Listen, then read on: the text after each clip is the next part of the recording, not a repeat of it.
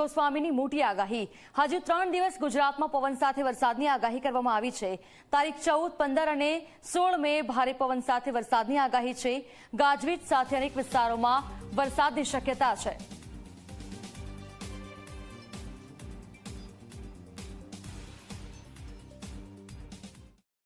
રાજ્યની અંદર આજે એટલે કે 13 મેના રોજ રાજ્યના અનેક વિસ્તારોની અંદર વરસાદી માહોલ જોવા મળ્યો અને એમાં પણ આપણું જે અનુમાન હતું એમાં એવી જ રીતે ગાજવીજ અને ભારે પવન સાથે વરસાદ નોંધાયો છે, જેમાં ઉત્તર ગુજરાતના ભાગો હોય, સૌરાષ્ટ્રના રાજકોટના અમુક વિસ્તારો હોય, અમરેલી, ભાવનગર, બોટાદ જેવા વિસ્તારો છે અને રાજ્યના બીજા પણ અનેક વિસ્તારોની અંદર ગઈકાલે અને આજે એમ 2 દિવસથી આપણે માવઠાના વરસાદો છે જોવા મળી રહ્યા છે. ખાસ કરીને આ જે વરસાદ પડી રહ્યા છે એની અંદર મહારાષ્ટ્ર ઉપર એક સિસ્ટમ બની હતી અને આ સિસ્ટમની અંદર 850 HPA લેવલે શિયર ઝોન જોવા મળ્યો ને એને 700 HPA ના લેવલે અરબી સમુદ્રમાંથી ભેજ મળ્યો છે, જેને કારણે અત્યારે આ પ્રી મોન્સૂન એક્ટિવિટી થઈ રહી છે.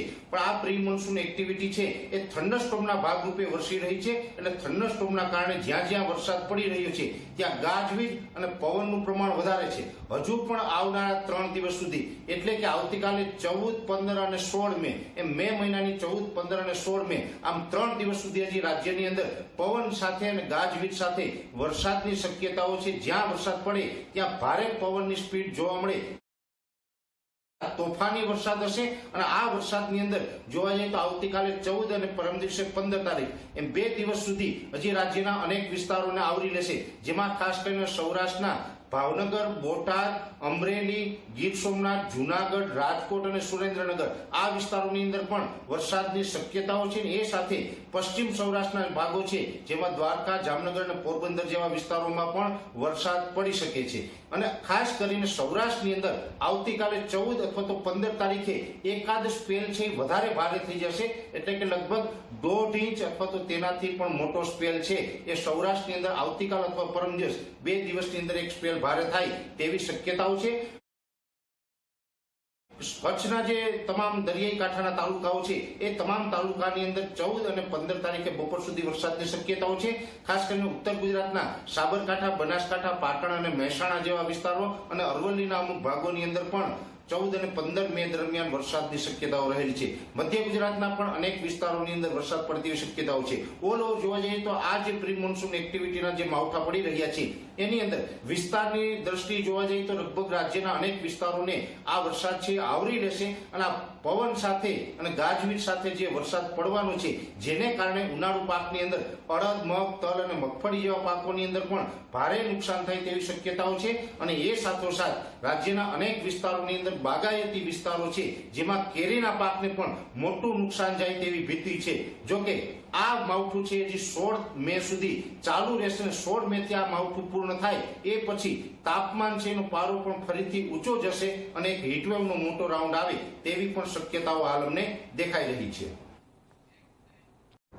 મહારાષ્ટ્ર ઉપર એક અસ્થિરતા બની, એ અસ્થિરતા છે એની અંદર 850 HPA લેવલે શિયર ઝોન જોવા મળ્યો અને 700 HPA લેવલે વધુ પડતો ભેજ એકઠો થયો. આ તમામ પરિબળોને કારણે છેલ્લા 2 દિવસથી રાજ્યના અનેક વિસ્તારોની અંદર તોફાની વરસાદ પડી રહ્યો છે. આ અસ્થિરતા છે એ અત્યારે ઉત્તર અને ઉત્તર પશ્ચિમ તરફ ગતિ કરી રહી છે. અત્યારે મુખ્યત્વે છે એ આ અસ્થિરતા છે મધ્ય ગુજરાત અને સૌરાષ્ટ્રના ભાગો ઉપર વધારે પડતા સ્થિર છે. ધીમે ધીમે આ આગળ વધી રહી છે, જેની અંદર પણ આજની તારીખે 14 તારીખ અને આવતીકાલે 15 તારીખ એમ 2 દિવસ સુધી હજી વરસાદની તીવ્રતા વધારે જોવા મળશે. 16 તારીખે પણ વરસાદો છે એ છૂટાછવાયા જોવા મળશે, પણ 16 તારીખથી તીવ્રતા ઘટશે. મુખ્યત્વે જોવા જઈએ તો આજે જે મહારાષ્ટ્ર બોર્ડર લાગુ વિસ્તારો છે જેમાં ડાંગ, વલસાડ, વાપી હોય, નવસારી છે અથવા તો સુરત જેવા વિસ્તારો છે, રાજપીપળા અને જે મધ્યપ્રદેશ બોર્ડર લાગુ વિસ્તાર છોટાઉદેપુર અને દાહોદ જેવા વિસ્તારો છે, આ તમામ જે વિસ્તારો છે મધ્યપ્રદેશ અને મહારાષ્ટ્ર બોર્ડર લાગુ વિસ્તાર, એ વિસ્તારોની અંદર વરસાદની તીવ્રતામાં આજે બપોર બાદથી ઘટાડો થશે.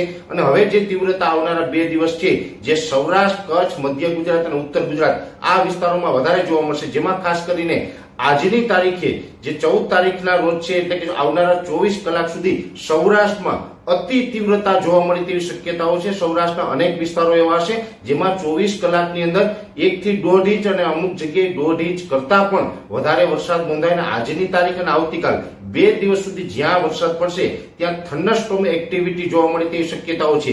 એટલે કે આજે અને આવતીકાલ જે વરસાદ પડશે તેમાં ખૂબ ગાજવીજ અને પવનની સ્પીડ વધારે જોવા મળશે.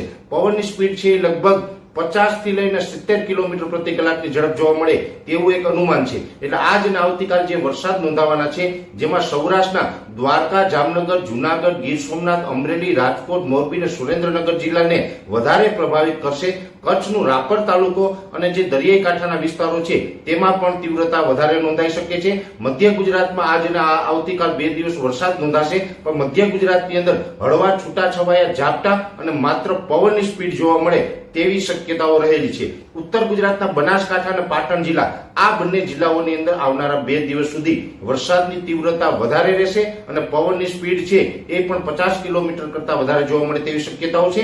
અને ઉત્તર ગુજરાતના જે બીજા વિસ્તારો છે એમાં સાબરકાંઠા હોય અથવા તો મહેસાણા છે કે અરવલ્લી જેવા વિસ્તારો છે, આ તમામ વિસ્તારોની અંદર હળવા છૂટાછવાયા ઝાપટાઓ છે એ આવનારા 2 દિવસ જોવા મળે અને ઝાપટાઓ સાથે પવનની સ્પીડ છે એ પણ વધારે જોવા મળશે. એટલે ઓલ ઓવર કહી શકાય કે આજે 12 તારીખથી ચાલુ થયેલું જે પ્રી મોન્સૂન એક્ટિવિટી છે એ 16 મે સુધી ચાલવાનું છે અને એમાં પણ આજે 14 તારીખ ને આવતીકાલે 15 તારીખ એમ 2 દિવસ સુધી વરસાદની તીવ્રતા છે તે ખૂબ વધારે જોવા મળે તેવું પણ હાલ એક અનુમાન છે. અને 17 તારીખથી ફરીથી એક નવો હીટવેવનો રાઉન્ડ ચાલુ થાય તેવી શક્યતાઓ હાલ અમને દેખાઈ રહી છે. હવામાન નિષ્ણાંત પરેશ ગોસ્વામી, જુનાગઢ.